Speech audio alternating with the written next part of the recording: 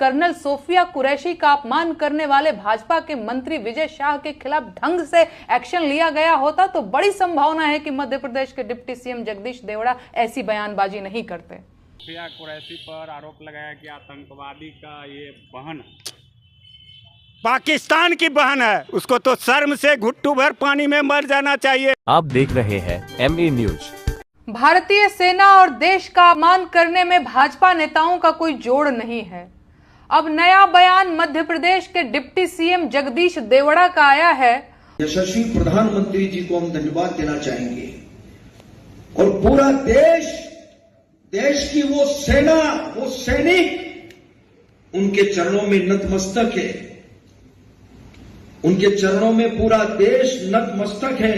उनका कहना है कि पूरा देश, सेना और सैनिक पीएम मोदी के चरणों में नतमस्तक हैं।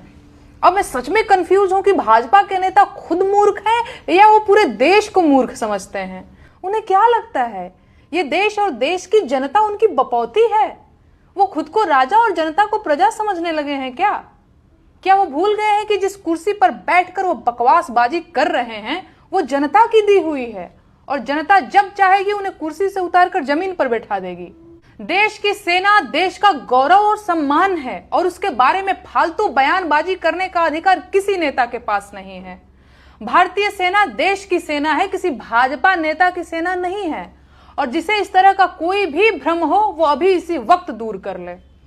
भाजपा के सभी नेताओं को ये बात कान खोलकर सुन लेनी चाहिए कि नरेंद्र दामोदर दास मोदी इस देश के मालिक नहीं, सेवक हैं और उन्हें खुद इस देश की सेना, सैनिकों और देशवासियों के चरणों में नतमस्तक होना चाहिए।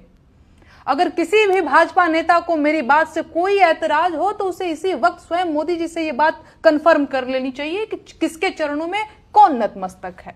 राजतंत्र में राजा मालिक होता था, जनता सेवक, लेकिन लोकतंत्र में जनता मालिक है और प्रधानमंत्री सेवक।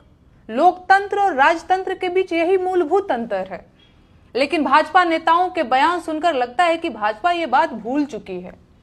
सच बात यह है कि कर्नल सोफिया कुरैशी का अपमान करने वाले भाजपा के मंत्री विजय शाह के खिलाफ ढंग से एक्शन लिया गया होता तो बड़ी संभावना है कि मध्य प्रदेश के डिप्टी सीएम जगदीश देवड़ा ऐसी बयानबाजी नहीं करते।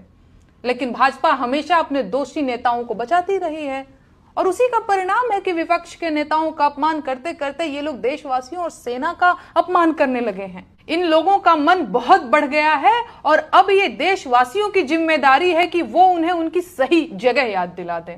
बाकी मुझे पूरी उम्मीद है कि भारतीय सेना और देशवासियों का अपमान करने वाले मध्य प्रदेश के डिप्टी सीएम पर FIR दर्ज की जाएगी और बाकायदा मुकदमा भी चलाया जाएगा। पर आरोप लगाया कि आतंकवादी का ये बहन पाकिस्तान की बहन है, उसको तो शर्म से घुट्टू भर पानी में मर जाना चाहिए। कहाँ है प्रधानमंत्री? देश का राष्ट्रपति कहाँ है? उस मंत्री को तुरंत बर्खास्त करना चाहिए। देश विरोधी बात बोला है। वह देश की बेटी थी, वह देश के लिए लड़ने गया था, न कि पाकिस्तान के लिए लड़ने गया था। कहाँ है सारा नेता? कहाँ है गोदी मीडिया? न्यायालय कहाँ है? वह पाकिस्तान की बेटी थी या बहन था?